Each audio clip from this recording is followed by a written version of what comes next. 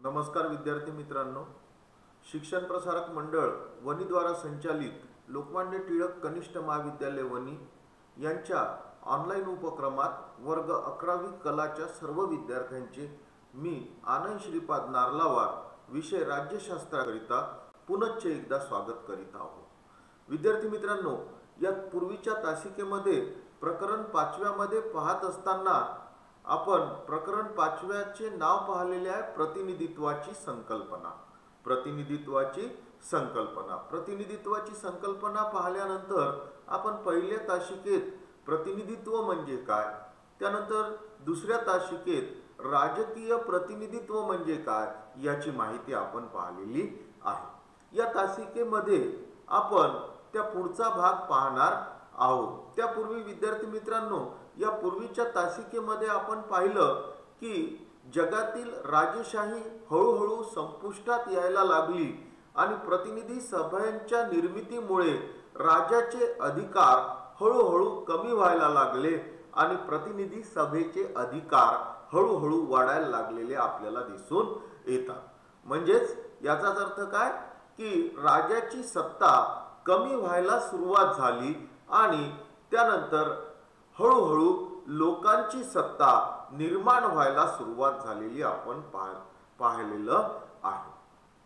त्यामध्ये पाहत असताना 1640 मधील इंग्लंड मधील यादवी युद्ध म्हणजे इंग्लंडचा राजा आणि इंग्लंड मध्ये निर्माण करण्यात आलेली प्रतिनिधी सभा यांच्यामध्ये म्हणजे इंग्लंडचा राजा आणि इंग्लंडचा प्रजा यांच्यामध्ये वाद झाला आणि त्यामुळे इंग्लंडमध्ये यादवी युद्ध सुरू झालेलं आपल्याला दिसून येते आणि या यादवी युद्धामध्ये इंग्लंडच्या राजाचा पराभव झाला किंवा इंग्लंडच्या राजाला माघार घ्यावी लागली आणि त्यातून संविधानिक राजेशाहीचा जन्म कुठे झालेला आपल्याला दिसून येते, इंग्लंडमध्ये झालेला आपल्याला दिसून येते। त्यानंतर तसंच आपण दुसरं उदाहरण पाहिलं फ्रेंच राज्यक्रांतीचं। 1789 मध्ये फ्रेंच राज्यक्रांती घडून आली आणि फ्रेंच राज्यक्रांतीमुळे फ्रान्सच्या राजाची सत्ता संपुष्टात आली आणि 19व्या शतकात फ्रान्समध्ये फ्रान्स प्रजासत्ताकाची निर्मिती झालेली आपल्याला दिसून येते। या दोन्ही उदाहरणामध्ये राजांचा पराभव झाला आणि त्या ठिकाणी कुणाची सत्ता निर्माण झाली, लोकांची सत्ता निर्माण झालेली आपल्याला दिसून येते। हे पाहत असताना विद्यार्थी मित्रांनो, आपण पाहिलं की भारतातील प्रातिनिधिक लोकशाहीचा इतिहास काय आहे, म्हणजे भारतात प्रातिनिधिक लोकशाहीचा जन्म कसा झाला याची माहिती आपण या तासिकेमध्ये पाहणार आहोत। आपण पाहिलं की भारत हे इंग्रजांच्या वसाहतीतील राज्य असलेलं आपल्याला दिसून येते। म्हणजेच भारत कुणाच्या गुलामगिरीत होता, इंग्रजांच्या गुलामगिरीत असलेला आपल्याला दिसून येते आणि या इंग्रजांच्या गुलामगिरी विरुद्ध भारतीयांनी आपला स्वातंत्र्य लढा पुकारलेला आपल्याला दिसून येतो आणि त्याचा परिणाम काय झाला तर इंग्रजांनी भारतीयांना हळूहळू अधिकार द्यायला सुरुवात केलेली आपल्याला दिसून येते आणि त्याची सुरुवात 18व्या शतकातच झालेली आपल्याला दिसून येते। त्यामुळे आधुनिक काळात 19व्या शतकानंतर राजकीय प्रतिनिधित्वाचे आपण या पूर्वीच्या तासिकेत राजकीय प्रतिनिधित्व म्हणजे काय हे पाहिलेलं आहे। ही कल्पना युरोप सहित जगाच्या इतर भागातही पसरली, म्हणजे केवळ फ्रान्स आणि अमेरिकेत ही राजकीय प्रतिनिधित्वाची संकल्पना मर्यादित राहिली असे नाही, तर युरोप सहित इतर भागात सुद्धा ही संकल्पना पसरलेली आपल्याला दिसून येते। युरोपीय देशांबरोबरच आशिया खंडातील आणि आफ्रिका खंडातील वसाहती असणाऱ्या देशांमध्ये सुद्धा ही राजकीय प्रतिनिधित्वाची संकल्पना मोठ्या प्रमाणात प्रभावीपणे काम करत असताना म्हणजे राजकीय प्रतिनिधित्वाची मागणी आशिया खंडातील आणि आफ्रिका खंडातील वसाहतींचे जे देश होते त्या देशातील लोकांनी सुद्धा ही मागणी केलेली आपल्याला दिसून येते आणि आशिया आणि आफ्रिका खंडातील लोकांनी त्यांच्या देशातील निर्णय प्रक्रियेमध्ये त्यांचा सहभाग वाढावा अशी मागणी केलेली आपल्याला दिसून येते. म्हणजे केवळ इंग्लंड आणि फ्रान्स मध्येच राजकीय प्रतिनिधित्वाची मागणी करण्यात आली नाही, तर ज्या देशांमध्ये या लोकांच्या म्हणजे इंग्रजांच्या, फ्रान्सच्या, फ्रेंचच्या, पोर्तुगीजांच्या वसाहती होत्या, म्हणजे त्यांच्या गुलामगिरीत अनेक देश होते, त्या देशातील लोकांनी सुद्धा कशाची मागणी केलेली आपल्याला दिसून येते? राजकीय प्रतिनिधित्वाची मागणी केलेली आपल्याला दिसून येते. अशी मागणी करणाऱ्या देशांमध्ये भारत हा सुद्धा अग्रक्रमाने असलेला आपल्याला दिसून येतो. म्हणजे इंग्रजांच्या गुलामगिरीत असला भारत होता तेव्हापासूनच राजकीय प्रतिनिधित्वाची संकल्पना भारतात रुजायला सुरुवात झालेली आपल्याला दिसून येते. तर ती कशी झाली त्याची आपण माहिती या तासिकेमध्ये पाहणार आहोत. विद्यार्थी मित्रांनो, आपण तुम्हाला माहित आहे 1857 मध्ये भारतामध्ये जे छोटे छोटे राजे होते, ज्या राजांना इंग्रजांनी आपल्या गुलामगिरीत किंवा आपल्या वसाहतीमध्ये त्यांना काय केलं होतं? समावून घेतलं होतं. या राजांनी आपल्या मागणीसाठी 1857चा उठाव घडवून आणलेला आपल्याला दिसून येते.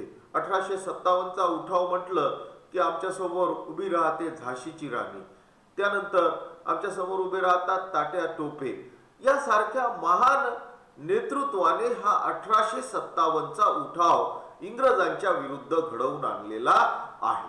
आणि या 1857च्या उठावामुळे इंग्रजांना भारतीय लोकांना काय करावं लागलेलं आहे? त्यांच्या निर्णय प्रक्रियेत सहभागी करून घ्यावं लागलेलं आहे.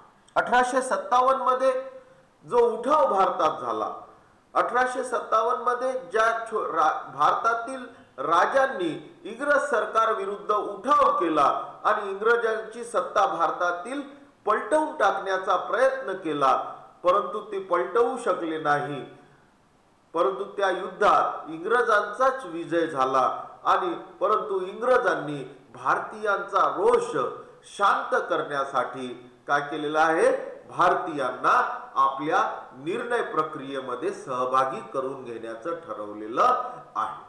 1857 मध्ये हे युद्ध संपलं आणि त्यानुसार 1861 मध्ये भारतीयांना राष्ट्रीय स्तरावर तर काही प्रांतीय स्तरावर कायदेमंडळात नियुक्त केल्या गेलेले आपल्याला दिसून येते. म्हणजे त्यावेळी भारतात कोणतं सरकार होतं? इंग्रज सरकार होतं. त्या इंग्रज सरकारमध्ये सुद्धा कोणते दोन सरकार होते?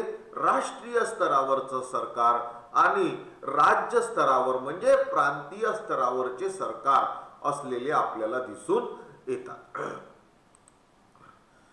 तर या राष्ट्रीय स्तरावरच्या सरकारांमध्ये म्हणजे शासनामध्ये, इंग्रजांच्या शासनामध्ये आणि राज्य स्तरावर असणाऱ्या इंग्रजांच्या शासनामध्ये भारतीय लोकांना नियुक्त करायला इंग्रजांनी सुरुवात केलेली आहे.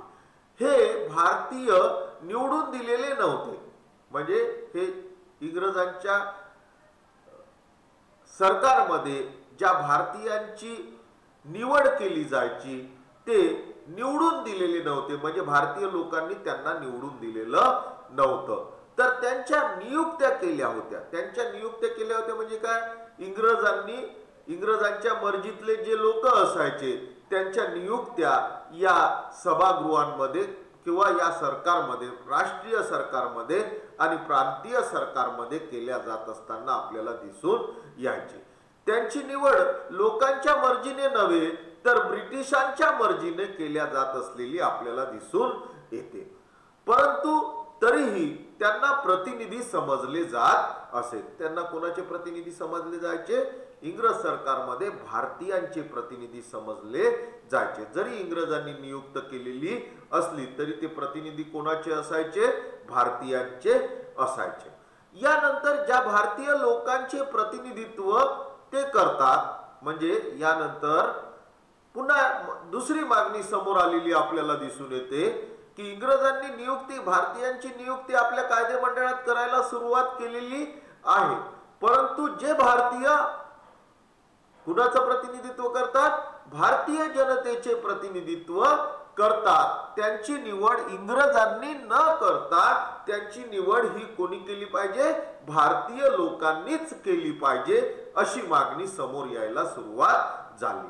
म्हणजे भारतीयांचे प्रतिनिधी, इंग्रज सरकारमधले भारतीयांचे प्रतिनिधी हे कोणी निवडले पाहिजे, भारतीय लोकांनीच निवडले पाहिजे, अशी मागणी भारतीय लोकांकडून सुरू झालेली आपल्याला दिसून येते. म्हणजेच काय, भारतीय लोकांनी आमच्या मर्जीतले, म्हणजे इंग्रजांच्या मर्जीतले प्रतिनिधी नको, तर आमच्या मर्जीतले प्रतिनिधी कुठे असले पाहिजे, इंग्रज शासनामध्ये असले पाहिजे, अशी मागणी भारतीय लोकांनी करायला सुरुवात केलेली आपल्याला दिसून येते. आणि भारतीय लोकांनी अशी मागणी केलेली आपल्याला दिसून येते.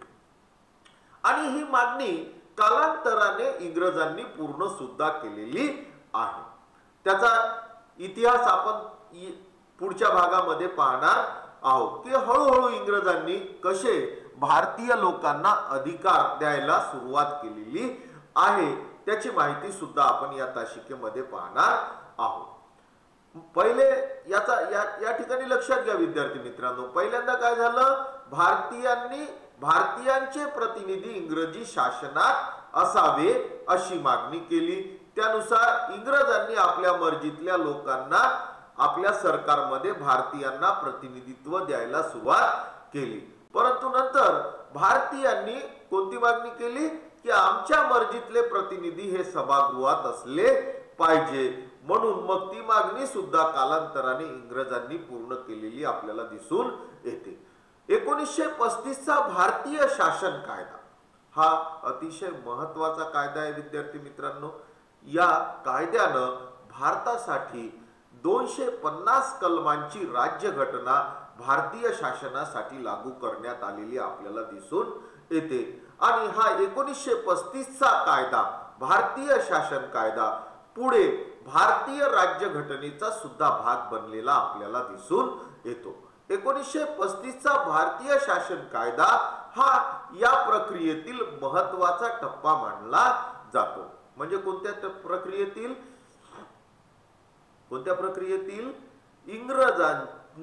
इंग्रज शासनामध्ये असणारे भारतीयांचे प्रतिनिधी हे कोणी निवडून दिले पाहिजे, भारतीयांनी निवडून दिले पाहिजे.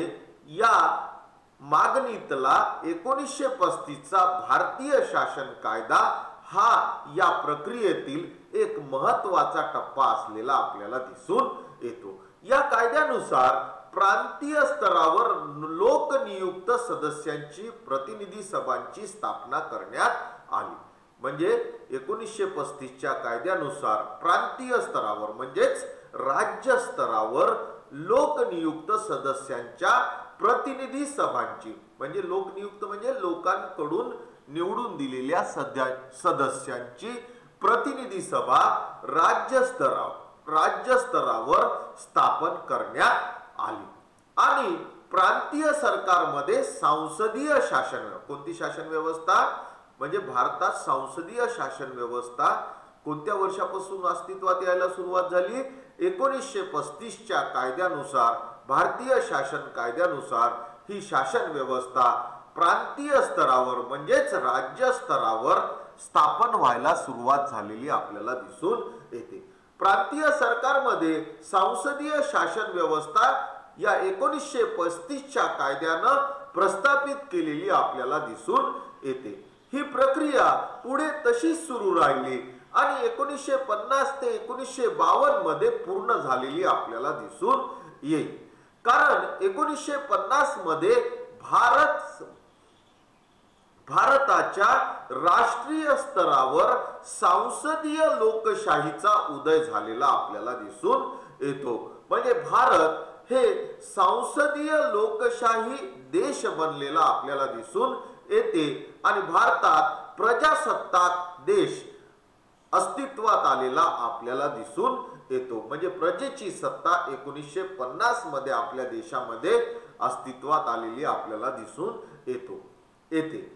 या ठिकाणी विद्यार्थी मित्रांनो लक्षात घ्या, 1945 ला दुसरं महायुद्ध संपलं. मग इंग्रजांनी आणि मित्र राष्ट्रांनी जगातील आपल्या वसाहती संपुष्टात आणण्याचं धोरण अवलंबलं आणि तेव्हाच भारतीय स्वातंत्र्य लढा सुद्धा मजबूत स्थितीत असलेला आपल्याला दिसून येतो. आणि त्यामुळे 1946 ला इंग्रजांनी भारतीयांना स्वयंनिर्णयाचा अधिकार देण्याचं मान्य केलेलं आहे.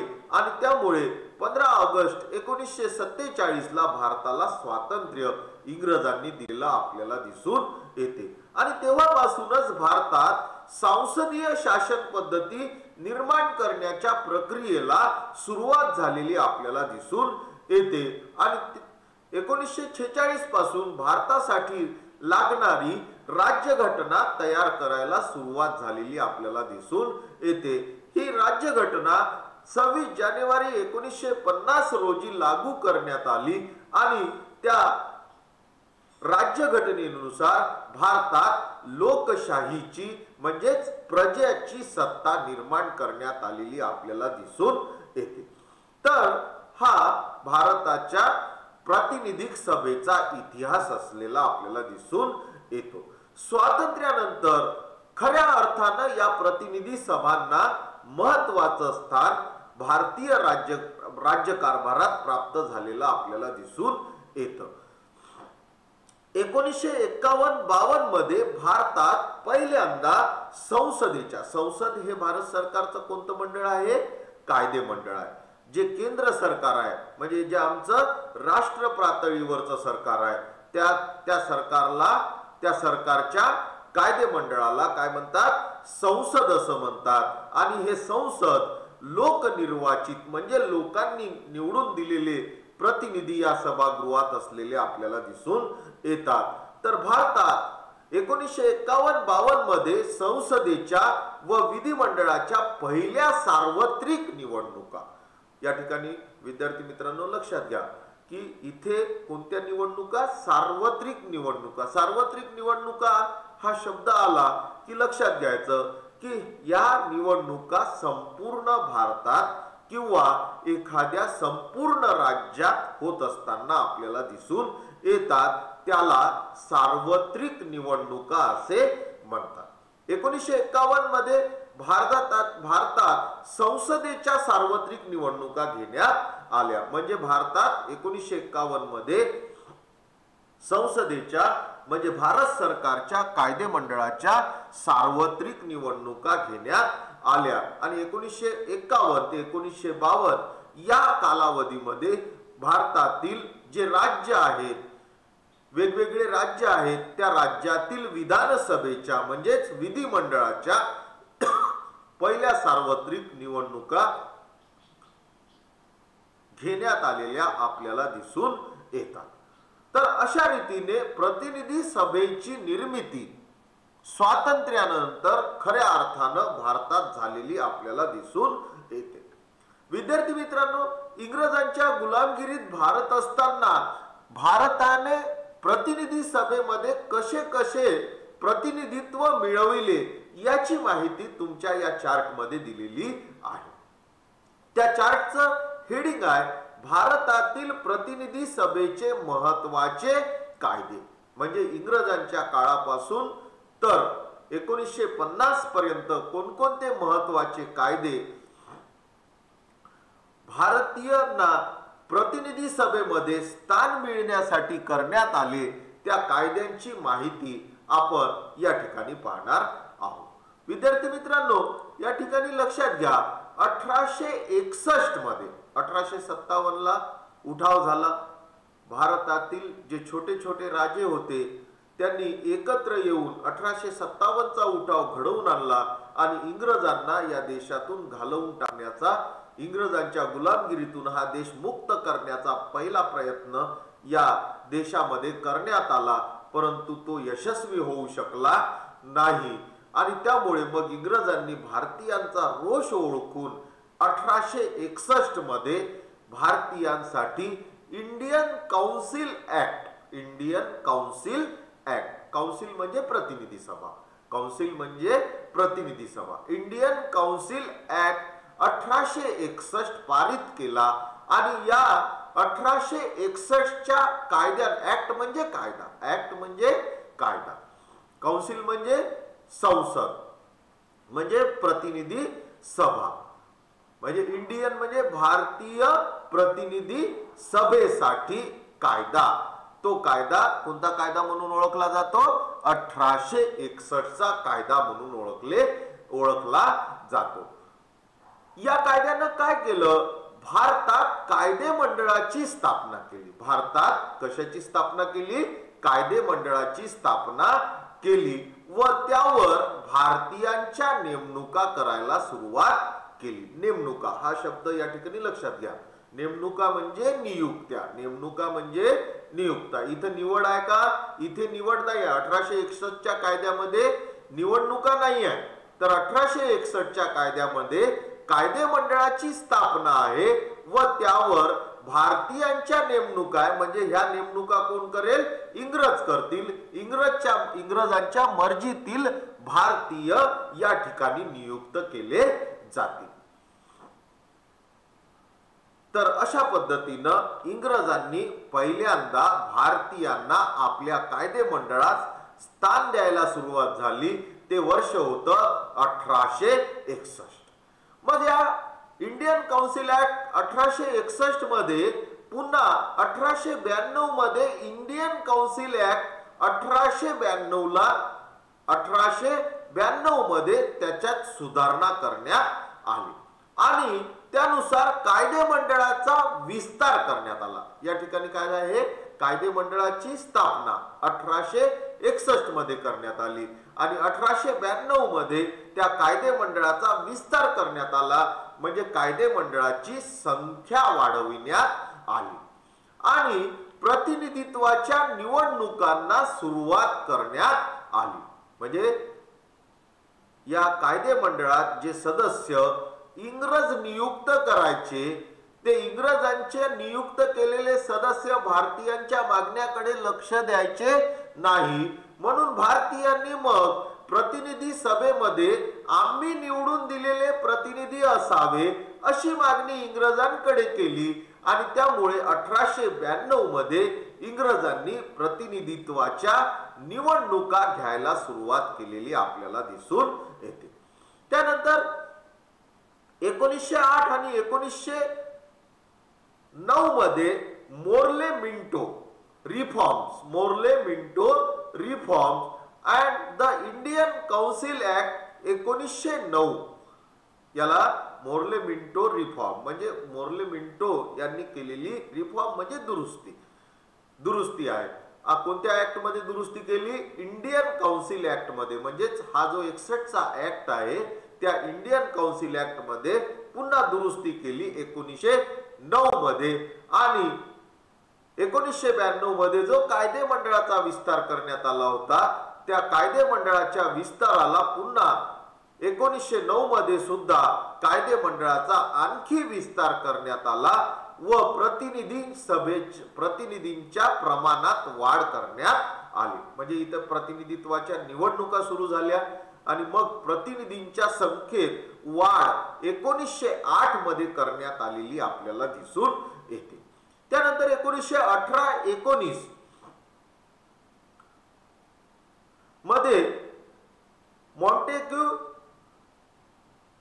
Clifford reforms and Government of India Act 1919. इथे सुद्धा रिफॉर्म आहे म्हणजे दुरुस्ती आहे आणि गव्हर्नमेंट ऑफ इंडिया ऍक्ट 1919 या ठिकाणी सुद्धा कायदे मंडळाचा विस्तार आणि लोकनियुक्त सदस्याचे बहुमत. म्हणजे आतापर्यंत बहुमत हे सार्वत्रिक पाहिलं जायचं. म्हणजे इंग्रजांचे काही प्रतिनिधी या कायदे मंडळात असायचे आणि भारतीयांचे काही प्रतिनिधी या कायदे मंडळात असायचे, परंतु निर्णय घेत असताना त्याच्या बहुमताने निर्णय घेतला जायचा. परंतु 1919च्या कायद्याने लोकनियुक्त सदस्याचं बहुमत महत्वाचं ठरलेलं आपल्याला दिसून येते. त्यानंतर 1935 मध्ये गव्हर्नमेंट ऑफ इंडिया ऍक्ट 1935 आपण यापूर्वी पाहिलेला आहे की भारत सरकारसाठी 1935 मध्ये मोठा कायदा इंग्रजांनी तयार केला आणि 250 कलमांची ही राज्यघटना भारतीयांसाठी लागू करण्यात आलेली कायदे 250 कलमांचे कायदे भारतीयांसाठी लागू करण्यात आलेले आपल्याला दिसून येते। त्यामुळे 1935 चा कायदा हा भारत सरकारसाठी अतिशय महत्त्वाचा कायदा असलेला आपल्याला दिसून येते। या कायद्यानं प्रांतीय कायदे मंडळ हे लोकनियुक्त सदस्यांचे झाले। म्हणजे प्रांतीय कायदे मंडळ हे पूर्णतः प्रांतीय म्हणजे राज्याचं कायदे मंडळ हे पूर्णतः लोकनियुक्त असलेलं आपल्याला दिसून येते। आणि यानंतर 1950 मध्ये राष्ट्रीय सरकार आणि राज्य सरकार आणि संसदीय शासन पद्धतीची निर्मिती भारतात झालेली आपल्याला दिसून येते। अशा पद्धतीनं भारतीयांना इंग्रजांच्या प्रतिनिधी सभेमध्ये या कायद्यानं हळूहळू स्थान मिळत गेलेलं आपल्याला दिसून येते आणि इंग्रजांची निरंकुश सत्ता हळूहळू भारतीयांनी काय केलेली आहे, संपुष्टात आणलेली आहे। यासाठी इंग्रजांनी आपल्या मनानं हे काम केलं असं नाही, तर यासाठी भारतीयांना इंग्रजांविरुद्ध अनेक आंदोलने, अनेक लढाया किंवा अनेक सत्याग्रह करावी लागली आणि त्याचा परिणाम म्हणून हळूहळू इंग्रजांना भारतीयांना प्रतिनिधी सभेमध्ये स्थान द्यावं लागलेलं आपल्याला दिसून येते। याची माहिती आपण इतिहासामध्ये विस्तृत प्रमाणात पाहणार आहातच किंवा पाहिलेली असेल। 10वी पर्यंतच हा इतिहास झालेला आहे, ज्याला आम्ही भारताचा स्वातंत्र्य लढा असं म्हणतो। तर या स्वातंत्र्य लढ्याचा परिणाम म्हणून भारतीयांना इंग्रजांनी आपल्या प्रतिनिधी सभेमध्ये हळूहळू अधिकार दिला, निर्णय प्रक्रियेमध्ये सामावून घेतलं आणि नंतर भारताला स्वातंत्र्य मिळालं आणि भारतात प्रजासत्ताकाची, संसदीय प्रजासत्ताकाची स्थापना भारतात झालेली आपल्याला दिसून येते। विद्यार्थी मित्रांनो, या ठिकाणी आपली ही तासिका संपलेली आहे, तेव्हा या तासिकेचा गृहपाठ तुम्ही लिहिला पाहिजे। त्यातला पहिला प्रश्न आहे, राजकीय प्रतिनिधित्वाची सुरुवात भारतात कोणत्या वर्षी झाली? म्हणजे याचा अर्थ काय, राजकीय प्रतिनिधित्व म्हणजे काय, लोकांनी निवडून दिलेले प्रतिनिधी। भारतात पहिल्यांदा लोकांनी निवडून दिलेले प्रतिनिधी भारतात पहिल्यांदा कोणत्या वर्षी आली, ती माहिती तुम्हाला या प्रश्नामध्ये लिहायची आहे। राजकीय प्रतिनिधित्वाची सुरुवात भारतात कोणत्या वर्षी झाली? त्यानंतर दुसरा प्रश्न लिहा, भारतात पहिल्या सार्वत्रिक निवडणुका कोणत्या वर्षी झाल्या? भारतात पहिल्या सार्वत्रिक निवडणुका कोणत्या वर्षी झाल्या? त्यानंतर तिसरं, भारतात कोणती शासन पद्धती आहे? अतिशय महत्त्वाचा प्रश्न आहे विद्यार्थी मित्रांनो। याचं उत्तर मी तुम्हाला या तासिकेमध्ये सांगितलेलं आहे। भारतात कोणती शासन पद्धती आहे?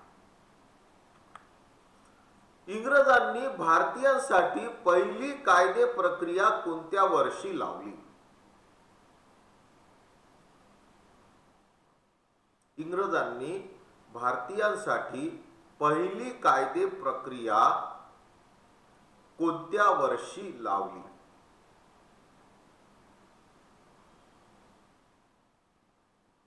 त्यानंतर पाचवा प्रश्न आहे, लोकनियुक्त राजकीय प्रतिनिधित्वाची सुरुवात, लोकनियुक्त राजकीय प्रतिनिधींची सुरुवात भारतात कोणत्या वर्षी झाली? लोकनियुक्त राजकीय प्रतिनिधित्वाची सुरुवात कोणत्या वर्षी झाली? धन्यवाद विद्यार्थी मित्रांनो, या ठिकाणी आपली ही तासिका संपलेली आहे।